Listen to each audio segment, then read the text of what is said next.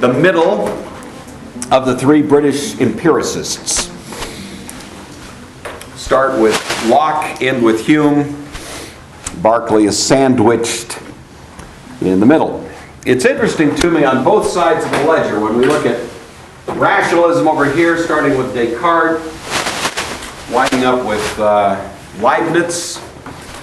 And similarly, when you start with the empiricist Locke and wind up with Hume, you tend to start with philosophers that have at least in some sense a Christian outlook, and you wind up with philosophers that have an atheistic outlook. It just tends to be the case. Berkeley is a strong Christian, as was Locke. Both of these guys, Locke himself was raised in a Puritan home. His father was a committed Calvinist actually, and fought for the British, during the Puritan revolt. He was fought in the army under Oliver Cromwell and all of that. Locke shared a great deal of that Christian outlook. Berkeley was a bishop of the Anglican Church.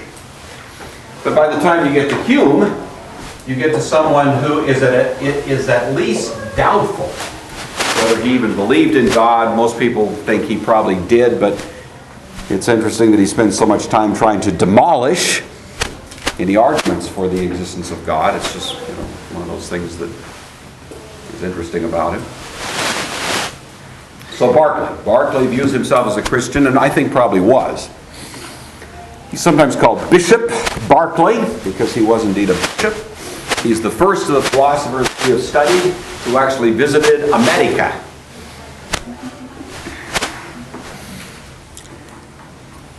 He's over here. Of course, he died in 1753, so it was before the Revolution, but he was over here in the early part of the earlier years of the 18th century.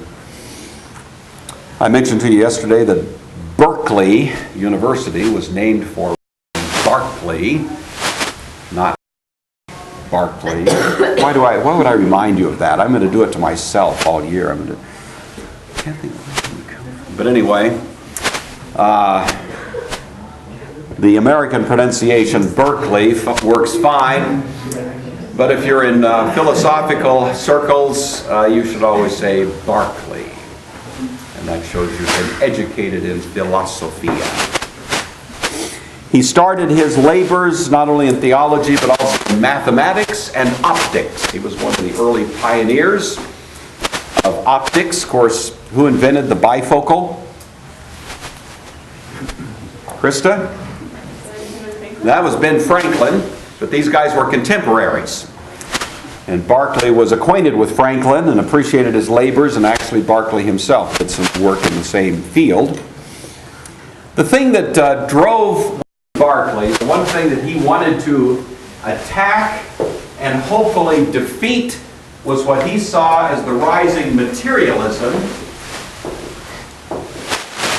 of his age, largely coming out of the Enlightenment.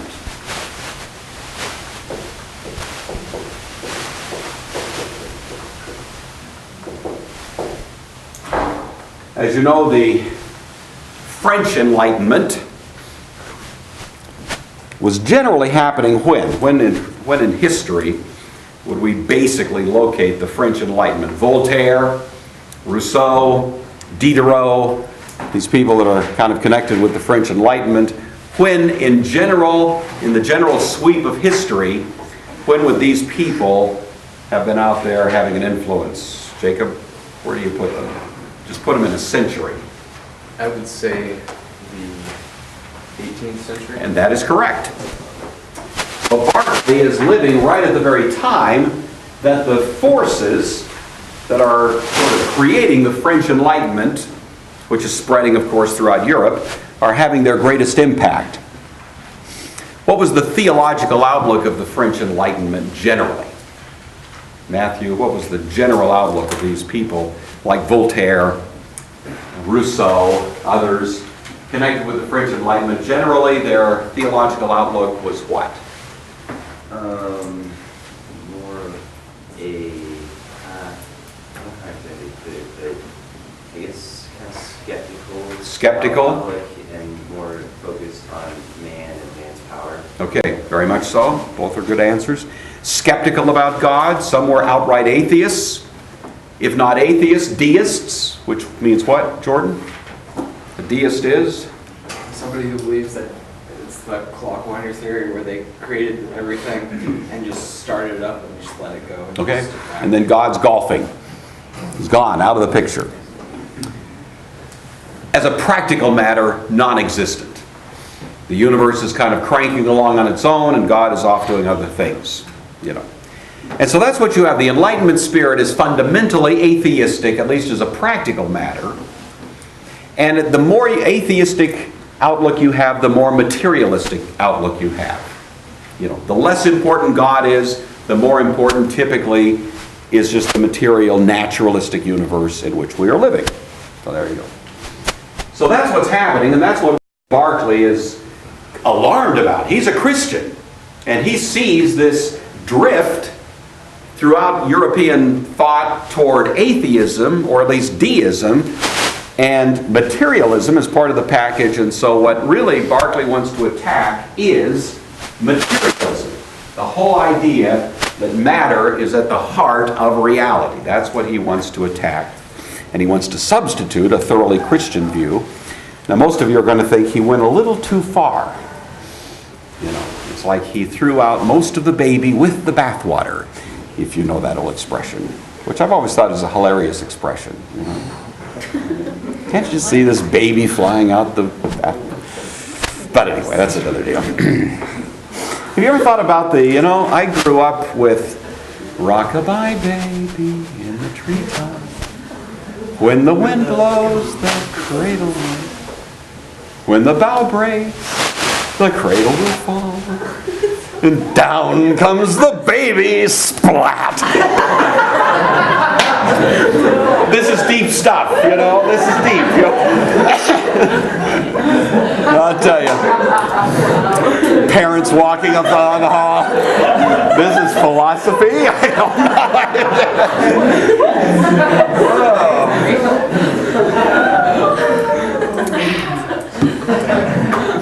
This is not a good day. I think I better just kind of go back to bed. So anyway, that has nothing to do with philosophy, but I always thought it was kind of a hilarious little nursery rhyme. Here we are attacking materialism.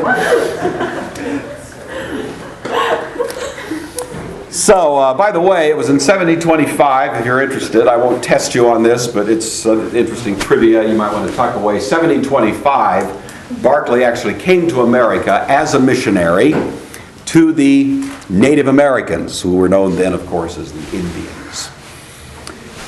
And so he returned then to England eventually and carried on his career. All right. Berkeley builds on John Locke. John Locke had started with his tabula rasa outlook. He had made this distinction that we were trying to explain yesterday between primary and secondary qualities with respect to ideas that are in our minds created by perceptions of things in the external world. So, refresh our memory here. Kayla, what's the difference between a primary quality and a secondary quality? A primary quality doesn't depend on the perceiver, but a secondary quality does. Exactly. So, you think about the shape of this thing, it seems to be inherent in the marker, but the taste of it or the color of it, things like that, depend on the perceiver. It's a basic distinction that hopefully you're all familiar with. And it's kind of a commonsensical way of thinking about it. All right. Berkeley thinks about that. And the more he thinks about that distinction, the less he likes it. He thinks that even though we have this intuitive idea of a distinction between primary and secondary, the closer you look at that distinction, the more you realize that it really doesn't hold up. And that in fact, in the final analysis, using Locke's terms, all qualities are secondary.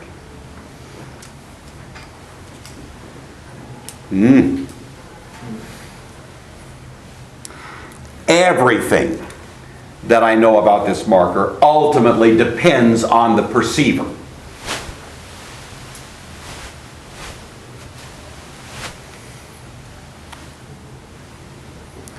Now, he illustrates this in a variety of ways that may seem a little simplistic to you, but just to illustrate the point. By the way, Laura, would you flip on the other thing? Thank you. But, Nicole, let's run a little experiment. Okay?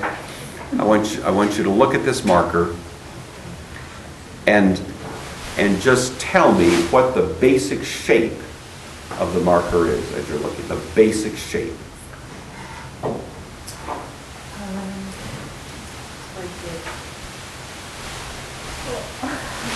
Basic shape.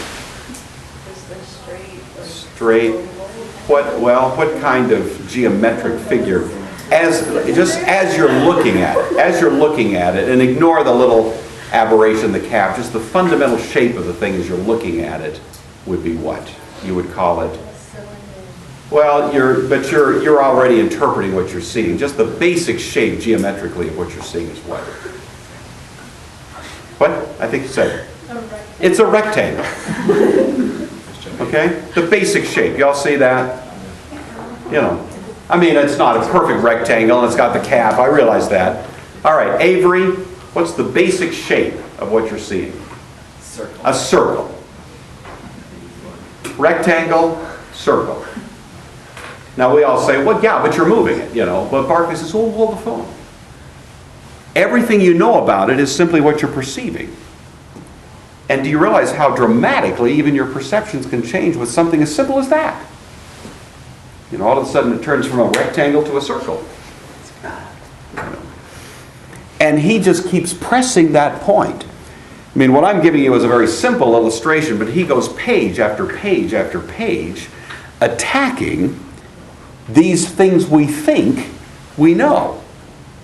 And shows finally that, in fact, all of our perceptions are absolutely determinative of what we know about this and what we think about it. You know. So all I'm saying to you right now is just trust me here. He's pretty compelling. I remember the first time I read George Berkeley was in college when I was studying philosophy, and I think I was a second-year student, and a wonderful prof who was going through some of the same material I'm covering with you, and there was a big black guy in the class. He was from New York, downtown New York, and he was well loved. He was just very popular on campus, but he probably was 6'6", and he was a burly kind of guy. He wasn't fat, but he was big, and I think he played football, and he was just a great guy. Everybody loved him. His name was Frenchy Lamont. So tight. That is his name. I kid you not. And that's what he went by, Frenchy Lamont. I thought, you know, if nothing else, the name was worth it all by itself. But anyway, he was taking this same, and he was a Christian guy, by the way. He was taking the same class that I was taking in philosophy from our beloved philosophy professor, whose name was Norman Krebs, who was a great guy, very influential in my life. And anyway, both of us went home, you know, to read Berkeley. And I came back the next day thinking, wow, that's a pretty compelling argument he's making. He talks about perceptions of hot and cold and space and distance, and he goes into all kinds. Of course, he's an optician. He understands optics, and he really uses that in many ways to demonstrate his point of how susceptible we are to mistaken impressions, and that ultimately it all is impressions. It's not the thing itself, but it's just the impressions of it. Frenchy Lamont, however, came back a convert. I mean, he came back, he was convinced that there is no primary qualities, there is only secondary. And let me just get to the point. The point that Berkeley was making is that brace yourself, that the material universe does not exist.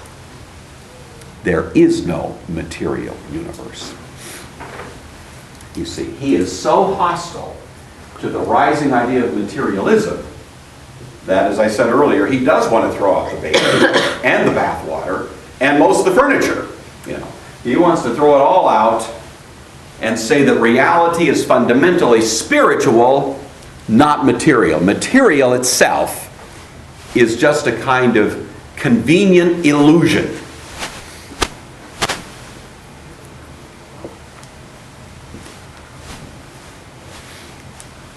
And French Enlightenment was convinced. He came back the next morning. I mean, I think our philosophy prof is a little worried about him. He was not only a convert, he was an evangelist. There is no material universe, you know. I don't know how long he persisted in that, but it was for quite some time. And it was quite impressive to me. It stuck in my mind. It'd be sort of like, the nearest thing I can think of that is going to get at it would be movies you've seen like Inception or The Matrix or other movies. I think there's another one now coming out that I just saw a preview for, where, you know, people kind of go into this sort of separate reality that is not in fact real, but seems very real when you're there, right?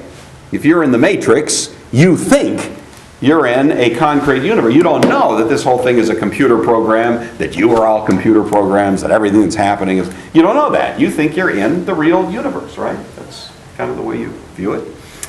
And it's like this philosophy of Berkeley was saying that that's really just the way it is. He'd never heard of The Matrix, but that's kind of the way he was working on it. He proves, kind of by the absurdity of our perceptions, that must be the way we have to think about things. What's he doing? He's making an argument for God's existence based on the non-existence of matter. Because for him, matter stands for that independent substance that doesn't ultimately need God for its explanation and creates the basis for atheism. It's like he kind of foresaw Darwinism and that whole naturalistic approach to things. So he figures if he can torpedo the idea of matter, then by the nature of the case, God has to come back into the picture. So it's a very strange theistic proof that he's working out. Jordan. If the material universe doesn't exist, Yeah. then what is this we're in right now? Exactly. I will answer that question in a moment. All right? I want you to all get kind of the force, and I haven't given you his arguments against the existence of matter, and I don't want to take the time to do it. I just want you to take my word for it that it is somewhat, at least, intriguing. Go ahead. I'm kind of confused. How could he get rid of matter if he's an empiricist? Doesn't an empiricist need matter? Exactly. Okay. Excellent question. These are related questions, so I will get to that. So you all kind of see the basic drift of his thought right now.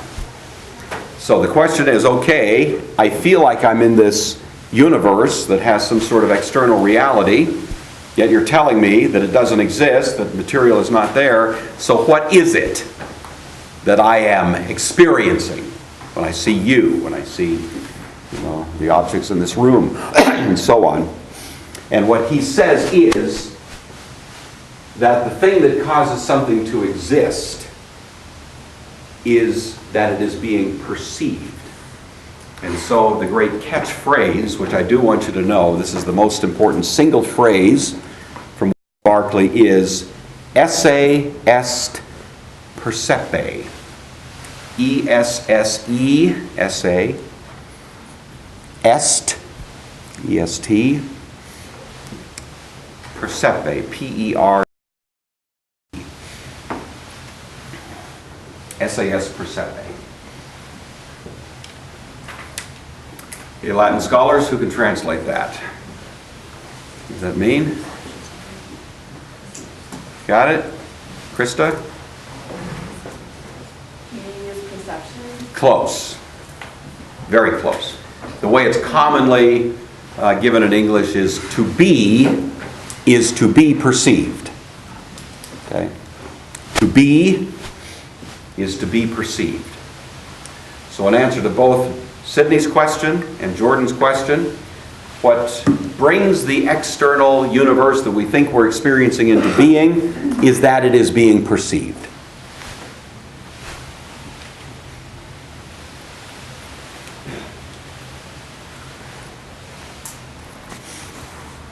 Now that, of course, raises a question. Let's say, in fact, we believe that to be is to be perceived.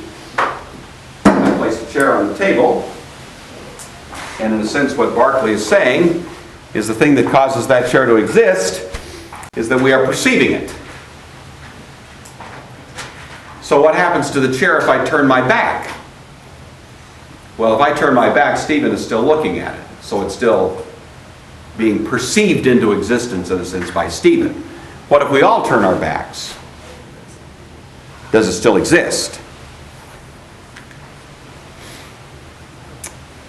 Berkeley says yes, because there is the ultimate perceiver. And who is that? Laura. And what does that give us? That if God is the ultimate perceiver of things, then what problem does that fix for Berkeley?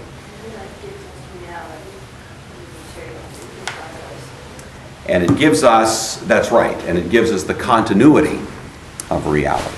So even though I turn my back on this chair, God does not turn his back on that chair, and he is still perceiving it.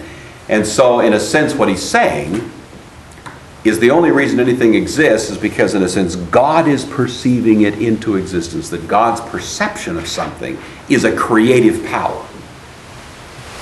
God is not simply a passive observer, but indeed he is perceiving things into existence, the very existence that I myself experience when I see the chair, or you. Now, I don't expect this argument to convince you. It is not supposed to. It didn't convince many people in Berkeley's day. He had a few who followed him. But for the most part, people thought that was a little bit too far out there to be taken very seriously. But that doesn't mean Berkeley is unimportant. It just means that he is sort of taking the next logical step that empiricism must take. The question was, I think this is your question, wasn't it, Sidney? How can he be so dismissive of the material universe if in fact he's an empiricist?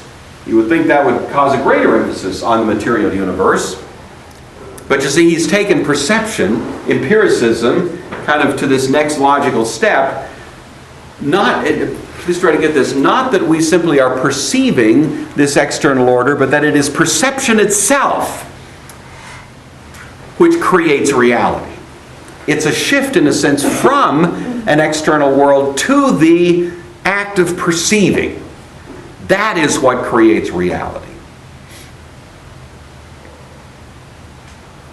Hume will take this one step further, of course, and in a sense wind up saying that perception is reality.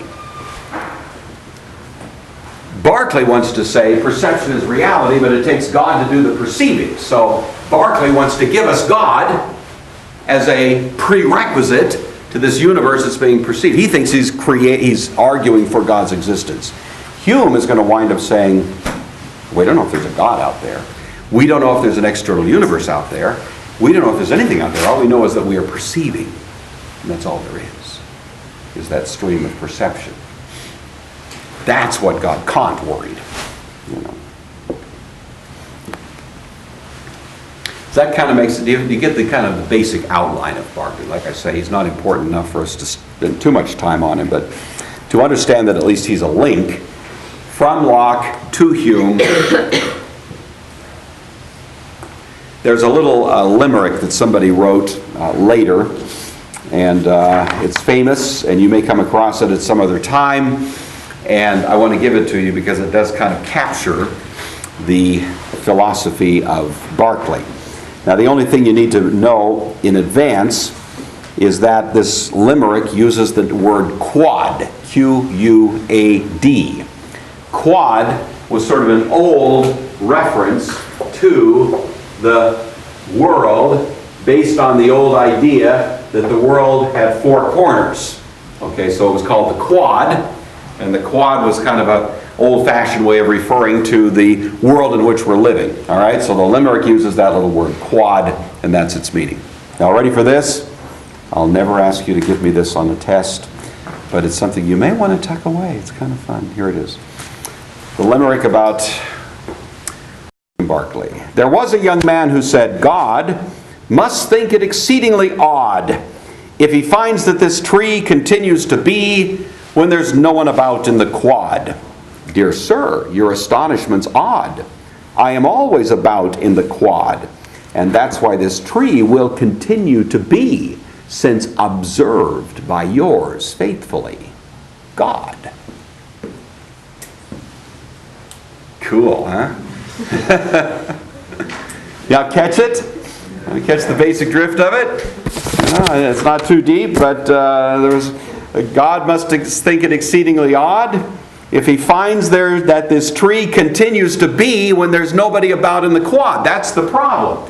You got a tree in the quad, but if there's no one there to see it, does it continue to be? How can that be? If to be is to be perceived, then how does the tree continue to be if there's nobody there to perceive it? And of course the response comes from God, Dear sir, I'm always about it. I'm about in the quad. That's why this tree continues to be. Because it's observed by yours faithfully, God. Catch that. If you get that, you got Berkeley. I'm going to leave it at that. I just want you to get the basic drift of what his thought is about. Questions about Berkeley? Like I say, French Enlightenment bought him. I think he's the only guy I've ever encountered in my years of playing around with philosophy that actually took hook, line, and sinker. Berkeley. All right, the next character we come to is Hume. Trevor gave us a good report on Hume the other day, and I'm going to build off of his comments, but the first thing I want you to do is read a little bit of Hume. And it is a little article, and once again, it comes from a textbook that used to belong to a frenzied college student who had a tendency to underline, highlight, marginalize notes and stuff so you could ignore all that. Because this young college student didn't know what was important and what wasn't. You know what I'm saying? So I don't want you to assume that because anything's highlighted or comments are made in the margins that has any bearing whatsoever on your reading of this. You read it with fresh eyes. But this is Hume, and this is Hume in a little section from his Inquiry Concerning Human Understanding, in which he deals with the problem of miracle. And it's entitled Miracles and the Skeptic. I'm going to give you the rest of this period to at least read as much as you can of it, and probably give you a little time tomorrow to work on it as well. I do want you to read it and know it.